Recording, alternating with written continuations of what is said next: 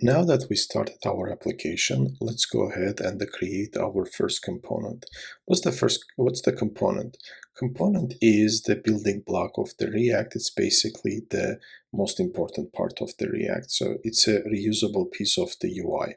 So what it does is components is basically, as you can see here, it's a function that returns a JCX. What's the JCX? JCX stands for the JavaScript XML. It's basically extension for the JavaScript that looks like the, as you can see here, that looks like HTML. So what we return here is that, for example, we need to return one root element, right? So we cannot return, as you can see here, we are returning here two root elements, which is wrong. We cannot do that. We can return them into one div, for example, as we can see here, in one root element, or we can use that invisible wrapper here if we want to return the two root elements.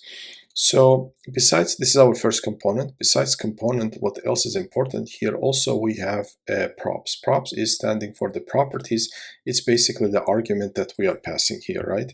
So we are passing here name, and we are passing here hello, and whatever the name is passed to this component, we will show that here. So for example, we are using this component in our apps. So instead of the previous one that we had in the previous episode, so we replaced it with the, so we are importing here our greeting component. And what we do is we are calling our component twice, and we are passing two props here, right? So you can call it whatever you want, but in React it's called the props.